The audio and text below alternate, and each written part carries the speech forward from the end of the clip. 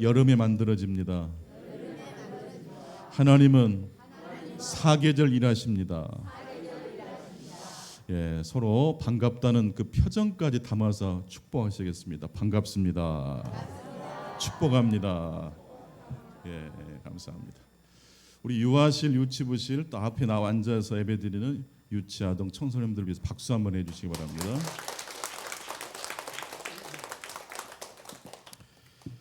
오늘 사도행전 34번째 시간입니다. 공동체 안에 있는 치유와 생명이라는 제목으로 말씀을 대언하겠습니다. 여러분, 이런 말이 있죠. 난세에 영웅이 태어난다. 임진왜란 때 영웅은 누구죠?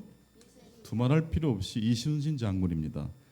이순신 장군이 임진왜란 때 썼던 일기가 있습니다. 난중일기입니다. 이게 어지러울 난자를 씁니다. 그러니까 어지러운 중에도 뭘 썼어요? 일기를 썼어요. 명랑해전 여러 해전에서 백전백승할 수 있었던 그 비밀이 뭔지 아시겠죠? 일기 쓴 것 때문에 그래요. 이 디테일에서 일본은 이길 수 없었던 거예요.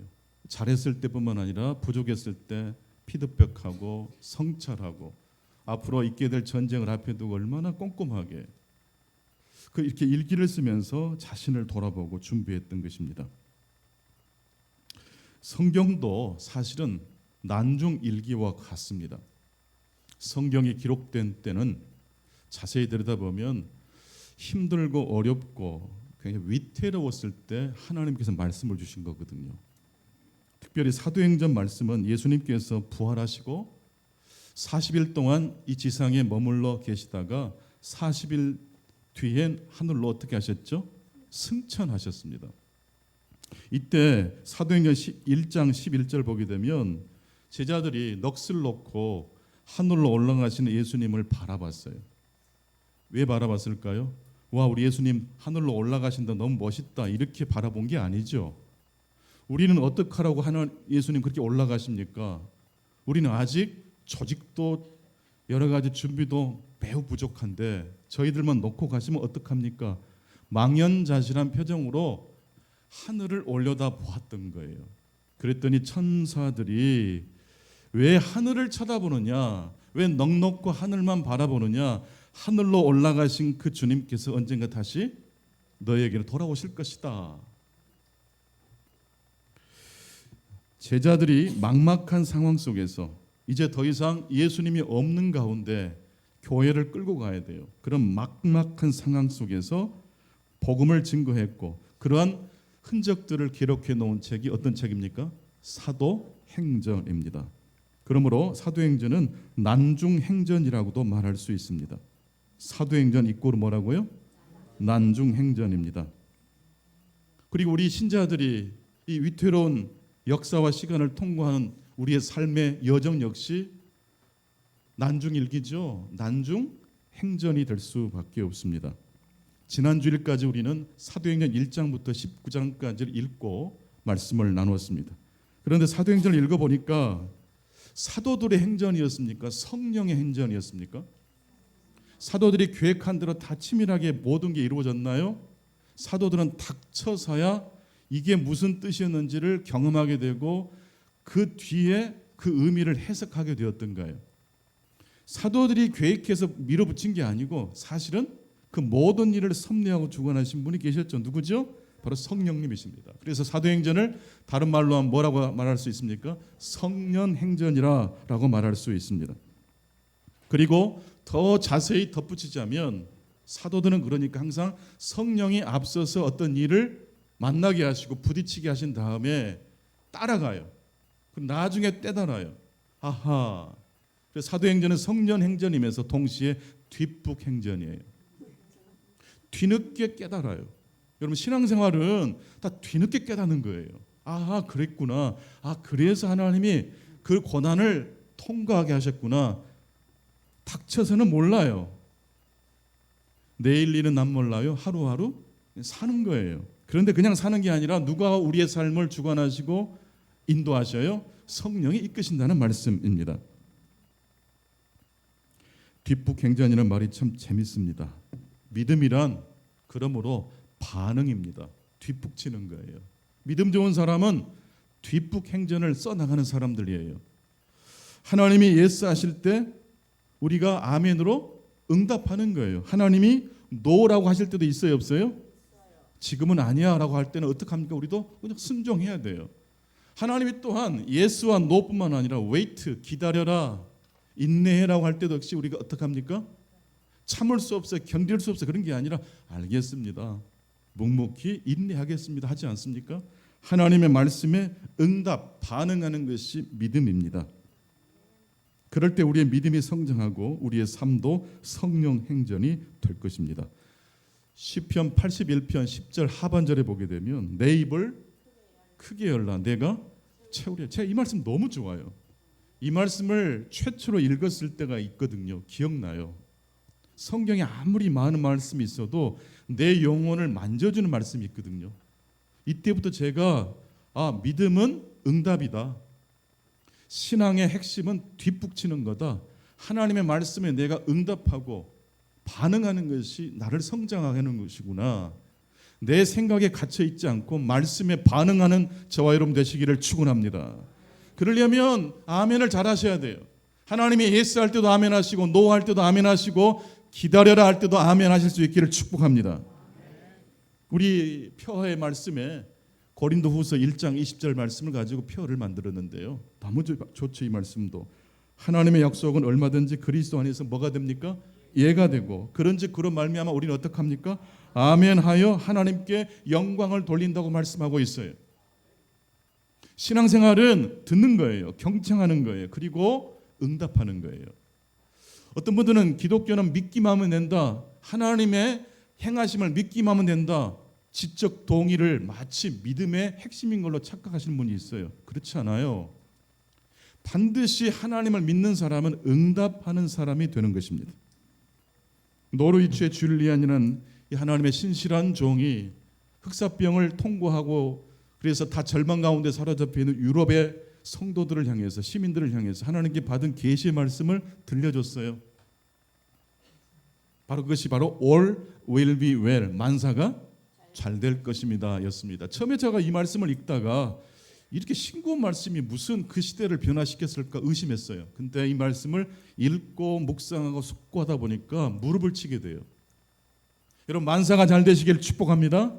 근데 만사가 잘 되려면 먼저 첫 번째 뭐가 있어야 돼요? 만사가 있어야 돼요. 이 만사 속에는 좋은 일도 있지만 슬프고 괴로운 일도 있는 거예요.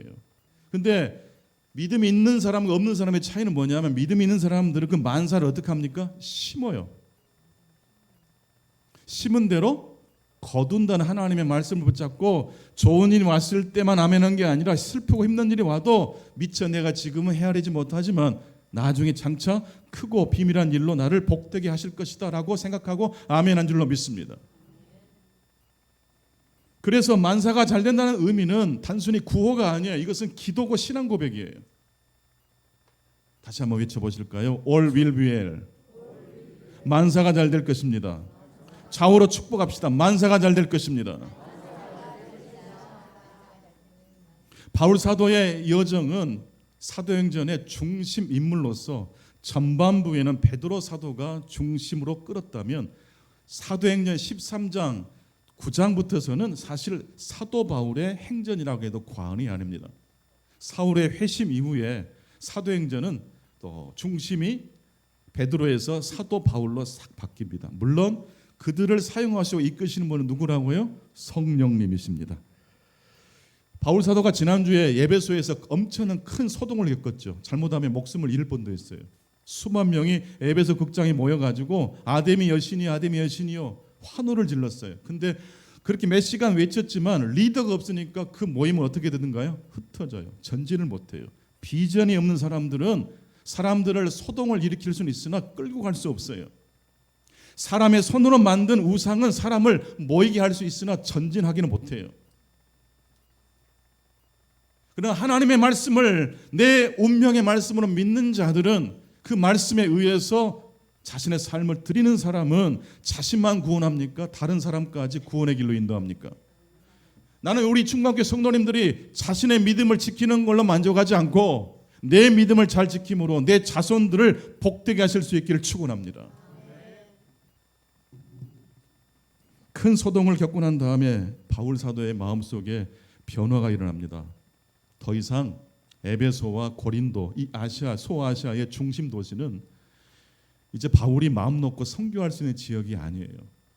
이제 바울의 목숨을 노리는 위험한 도시가 되고 말았어요. 그래서 이제 선교 여행을 마무리 지으면서 바울 사도는 마게도냐와 그 지역을 순회하고 그 다음에 소아시아 지역을 좀 돈 다음에 예루살렘으로 가고 거기에서 예루살렘 교회가 보내주면 로마와 스페인 땅끝까지 가기를 소망했어요.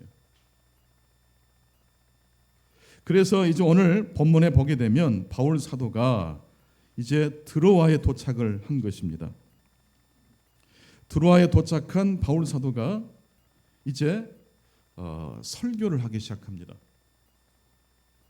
늦은 시간이에요. 근데 7절 말씀 보니까 그 주간의 첫날이라고 했어요. 그 주간의 첫날은 일요일입니다. 우리식으로 말하면 주일이에요. 근데 이 초대교회 당시에 그리스도인들은 안식일도 지켰다가 주일도 지켰다가 이렇게 하다가 어느 순간 주일을 지키는 모습으로 딱 확정됩니다. 주님께서 부활하신 날을 기념하는 날이 주일이에요. 그러니까 부활주일만 부활을 기념하는 날 아니에요. 매 주일이 주님의 부활하심을 경축하는 날이에요. 그래서 여러분 부모님들 특히 자녀들을 야단치려면 토요일 저녁까지만 치시고 주일날 아침부터는 해방시켜 주실 수 있기를 축복합니다. 부활한 날이잖아요. 사망 권세를 뚫고 부활하신 날. 주일날은 짜증내지 맙시다. 주일날은 칭찬과 격려를 아낌없이 퍼주실 수 있기를 축복합니다.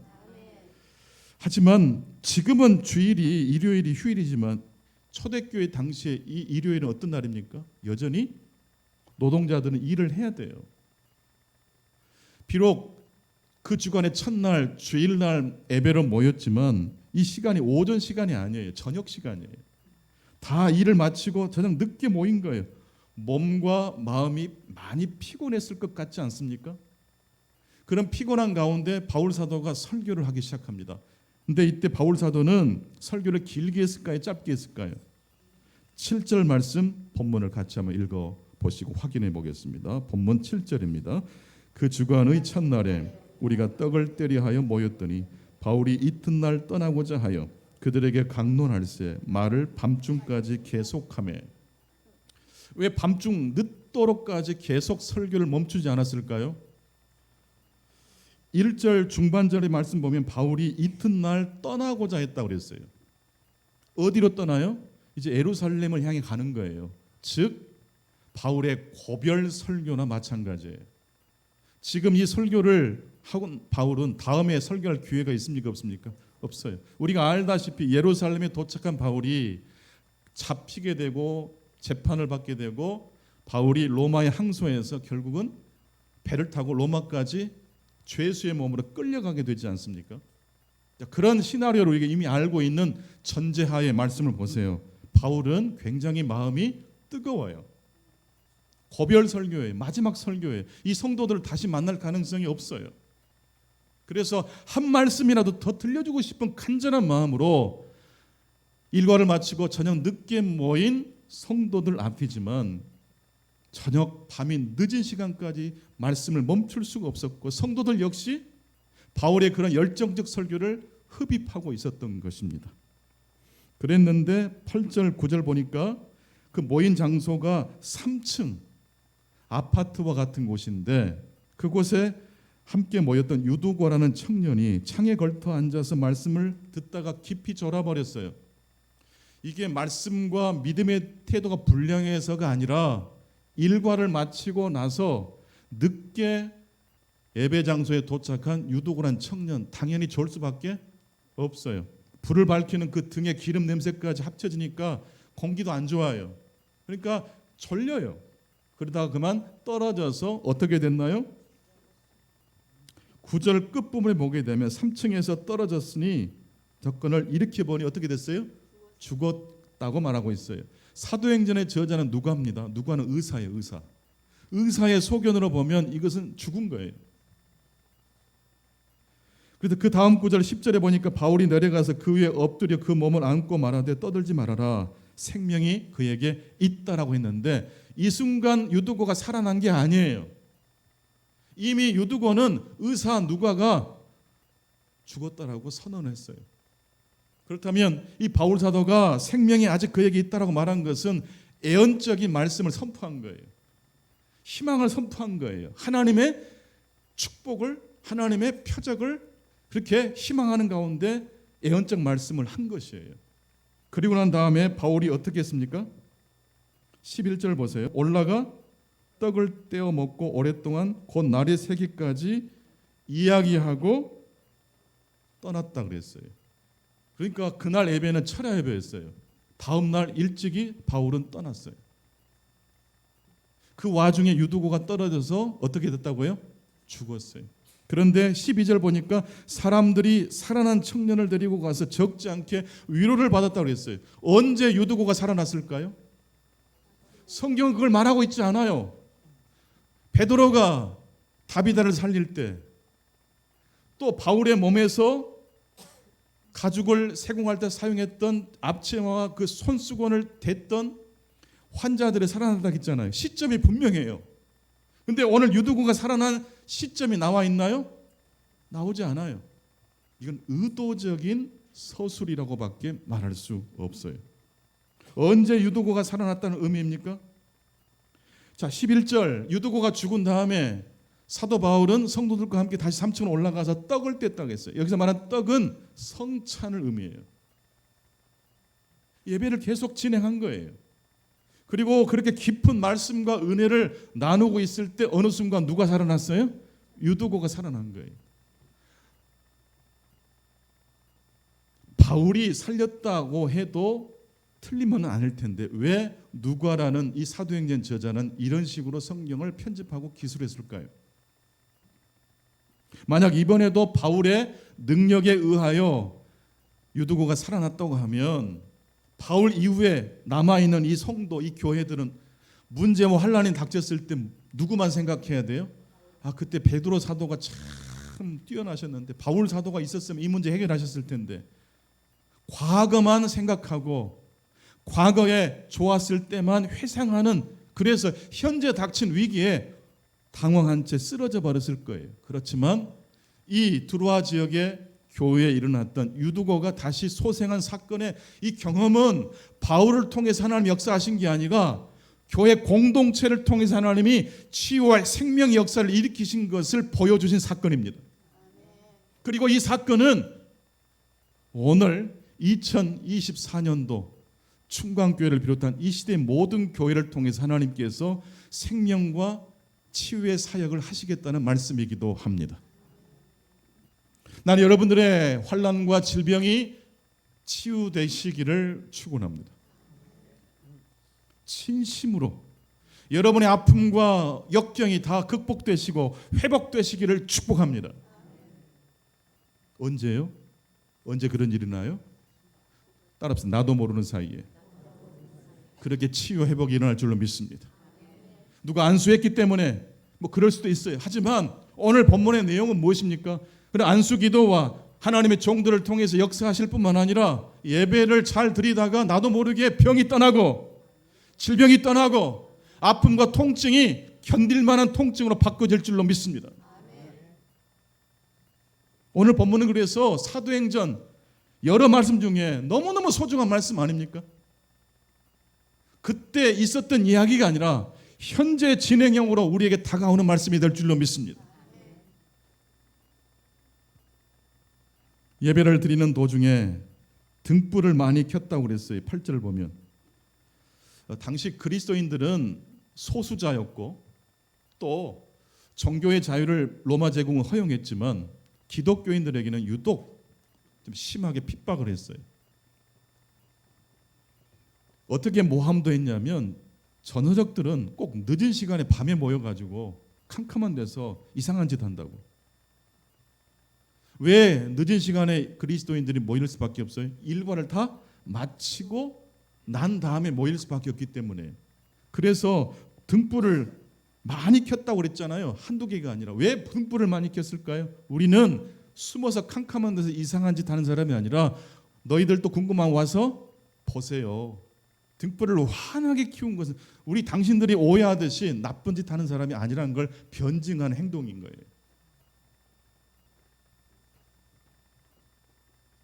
유두고는 자연스럽게 예배를 드리는 도중에 회복이 됐어요.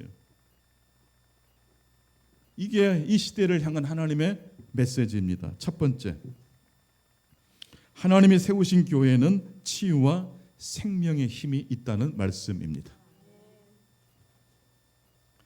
사도행전 20장 12절 보니까 사람들이 살아난 청년들을 데리고 가서 적지 않게 무엇을 받았어요? 위로를 받았어요. 바울 사도가 이제 떠나기 직전에 고별 설교지만 고별 설교할 때 이런 표적이 일어났어요. 사도의 시대는, 바울의 시대는 이미 이제 지나가고 있지만 하나님의 보호하심과 인도하심은 영원할 것이라는 메시지입니다. 베드로도 지나가고 바울도 지나가지만 하나님은 여전히 우리와 함께 하시는 하나님이십니다. 그리고 이제 20장 17절 말씀 보니까 이제 두로아에서 사역을 다 마친 바울이 밀레도에 도착하는데, 밀레도에서 에베소까지 그렇게 먼 지역이 아니거든요. 에베소 지역에 들려서 세웠던 교회, 두란노 소원에서 그 말씀을 증거해서 세워진 교회 만져주고 돌아올 수 있는데 바울이 에베소로 들어가지 않습니다. 그 이유는 아시겠죠? 에베소로 들어가면 바울은 목숨을 부지하기 어렵습니다. 그래서 연통을 전해서 에베소 교회 장로들이 올 수 있도록 청합니다. 사도행전 20장 17절입니다. 바울이 밀레도에서 사람을 에베소로 보내어 교회 장로들을 청했다고 그랬습니다. 그런데 여기서 갑자기 성경에 사도행전을 쭉 읽어보면 장로라는 이 직분이, 이 이름이 갑자기 튀어나오고 있거든요. 언제 하나님께서 교회에 장로 제도를 세우셨나요? 그게 없어요. 그런데 이미 교회는, 초대교회는 공동체를 유지하기 위해서 조직을 다 만들어가기 시작했던 거예요. 각 교회마다 그렇게 나름대로 공동체를 조직하는데 노력을 했던 것인데, 이들을 보통 감독, 장로, 목자라고 부릅니다. 감독이라고도 부르기도 하고 때로는 목자라고도 부르기도 하고 장로라고도 부릅니다. 이것은 위계적 직분에 대한 이야기가 아니라 어떤 역할을 이야기하는 것 같아요.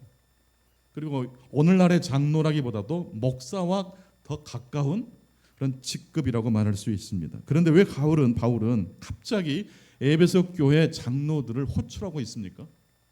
지금 바울의 상황이 어떤 상태라고요? 다시는 에베소 교회 성도들에게 메시지를 전할 기회가 있어요, 없어요? 없어요. 이제 고별이에요, 고별. 상황이 긴박해요. 이후에 사울은 고초를 겪고 나중에 이제 순교하게 되지 않습니까? 그래서 갑자기 장로들을 호출하고 있습니다. 여러분, 리더라는 존재는요, 언제 등장한다는 것입니까? 평상시에는 등장할 필요가 없어요. 어려울 때 등장하는 게 리더예요. 오늘 두 번째 메시지가 바로 그 내용입니다. 공동체의 리더는 평상시에는 보이지 않지만 어려움과 헌신이 요구될 때 나타난다는 말씀입니다. 가장 어려울 때 이제 순교를 앞에 두고 바울이 에베소 교회 장로들을 호출합니다. 어떤 교회가 좋은 교회인가? 어떤 리더가 훌륭한 리더인가? 그런 질문을 이 본문이 우리에게 던져주는 건데요. 이렇게 말씀하시는 분이 있어요. 나는 우리 교회 장로님이 있는 줄도 몰랐어요. 그런데 이렇게 어려운 때가 되니까 장로님들이 제 눈에 보이네요. 정말 감사해요. 이게 성경에서 말하는 리더의 역할이에요. 평상시에는 그 교회 장로님이 누군지도 몰라야 돼요. 바울이 언제 에베소 교회 장로님들을 호출합니까? 어려울 때. 그리고 만약에 바울과 만난다는 것이 당국자들에게, 유대인들에게 은색 아데미 여신상을 만들어서 팔았던 그런 수많은 사람들에게 발각되면 에베소 교회 장로님들 목숨도 위태로울 수 있어요. 그런데 에베소 교회 장로님들이 밀레도로 바울을 만나러 왔나요? 왔어요. 목숨을 걸고 온 거예요. 그냥 온 게 아니에요. 오늘날의 시각으로 보면 안 돼요. 목숨 걸고 온 거예요. 바울의 목숨도 위태로울 수 있고 장로들의 목숨도 위태로울 수 있는데 온 거예요. 그 장면을, 그 헌신을 오늘 본문이 귀하게 여겨서 사도행전에 포함시키고 있는 것입니다. 드디어 에베소 교회 장로님들 앞에 바울이 긴 설교를 합니다. 지금까지 바울은 믿지 않는 자들에게 변증적 복음의 설교를 했지만 사도행전 오늘 20장에 등장하는 드로아에서의 설교, 그 다음에 밀리도에 도착한 에베소 교회 장로들에게 한 설교는 믿는 그리스도인들을 대상으로 한 설교예요. 어떤 내용이었는지 보실까요? 22절로 24절 성경을 찾아서 한번 읽어봅시다. 화면만 보지 마시고 성경을 찾아서 22절로 24절 함께 읽습니다. 시작. 보라, 이제 나는 성령에 매여 예루살렘으로 가는데 거기서 무슨 일을 당할는지 알지 못하노라. 오직 성령이 각성해서 내게 증언하여 결박과 환난이 나를 기다린다 하시나 내가 달려갈 길과 주 예수께 받은 사명 곧 하나님의 은혜의 복음을 증언하는 일을 마치려 하면은 나의 생명을 조금 더 귀한 것으로 여기지 아니하노라. 지금 바울은 어떤 메시지를 증거하고 있습니까? 나는 성령에 매여 예루살렘으로 가고 있다라고 말하고 있어요. 성령에 매여, 성령에 꽉 잡혀 내 의지대로 내가 원하는 방향이 아니라 성령님께서 이끄시는 대로 내가 가고 있다. 앞으로 어떤 일이 펼쳐질지 알지 못하지만 또 각성에서 내게 나를 사랑하는 수많은 종들이 예루살렘으로 가지 말 것을, 거기 가면 결박당하고 고초를 당할 것이라고 염려를 했으나 그럼에도 불구하고 나는 나의 달려갈 길과 주 예수께 받은 사명을 증언하는 일에는 나의 생명을 조금 더 귀한 것으로 여기지 않겠다라고 바울이 말하고 있어요. 지금 에베소 교회 장로님들이 목숨을 걸고 밀레도에 도착했고 바울은 그런 장로님들을 향해서 정말로 가슴을 불태우는 설교를 하고 있어요. 내 목숨을 바치더라도 하나님의 사명자로서의 삶을 살겠다라고 바울이 이야기합니다.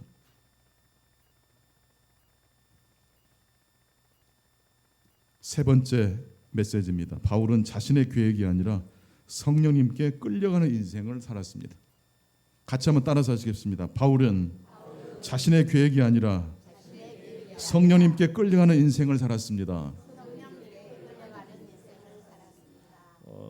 베드로에게 예수님께서 그런 말씀하셨거든요. 네가 젊어서는 스스로 띠뛰고 네가 원하는 곳으로 다니겠지만 늙어서는 내 팔을 하나님께 활짝 벌리게 될 것이고 그때 남이 내게 띠를 띄우고 네가 원하지 않는 곳으로 끌고 가게 될 것이다.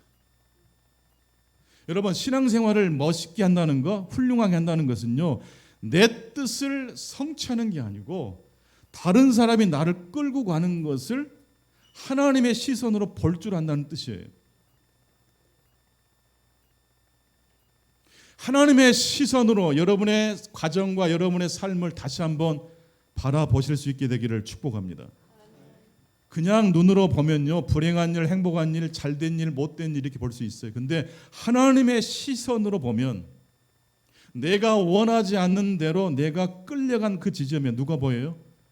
하나님이 보일 수 있는 거예요. 그것이 질병이 될 수도 있고 사업에 어려움이 될 수도 있고 진로가 막히는 청년들의 답답한 상황일 수도 있어요. 그러나 바울 사도는 자신의 계획이 아니라 성령님께 끌려가는 삶을 최고로 여겼어요. 그런데 여기서 성령에 매여 있다는 것, 하나님께 묶여 있다는 말씀은 자칫 잘못하면 오해할 수 있어요. 그냥 하나님이 우리를 꼼짝 못하게 딱 묶어놓고 너 가야 돼, 협박하는 그런 식으로 오해할 수 있어요. 근데 과연 하나님이 바울을 그렇게 했을까요? 너 내 말 들어야 돼, 꼼짝하지 마, 내가 그냥 시키는 대로 하면 돼 라고 했을까요? 예루살렘으로 가면 핍박과 고난이 기다리고 있다는 사실을 하나님이 미리 바울에게 알려줬어요? 알려주지 않았어요? 알려줬어요. 이 말은 무슨 말입니까? 도망칠 수 있으니까 혹시 마음이 안 서면 도망가도 된다, 그런 뜻이에요. 용기 없으면 포기해도 된다는 뜻이에요. 미리 다 알려주세요. 거기 가면 십자가가 너를 기다리고 있어. 이때 바울은 그럼에도 불구하고 무슨 일이 펼쳐질지 나는 알 수 없으나 무슨 일이 벌어져도 사실 상관없다는 그런 뜻이에요. 저는 주님께 매어 하나님의 부름받은 사도로서 그 사명을 감당하는 일에는 저의 목숨도 조그맣게 귀하게 여기지 않겠나이다라고 고백을 한 거예요. 여러분, 그 교회 안에서 선신할 때 흥분해서 흥진하지 마십시오. 와, 목사님 은혜 받았어요. 막 헌신하려고 하지 마세요. 이쪽 저쪽 다 생각해 보세요. 그리고 나서도 내가 해야 될 마음을 하나님이 일으켜 주시는 것 같으면 헌신할 수 있기를 바랍니다. 하나님이 이렇게 쪼불쪼불한 분이 아니에요. 바울에게 너 따라와 이렇게 한 거 아니에요. 너 바울 고맙다마는 예루살렘 만만한 곳 아니다. 네 뜻대로 안 되는 곳이야. 고초를 겪게 돼. 하나님, 그럼에도 불구하고 저는 상관없습니다. 저는 가겠습니다.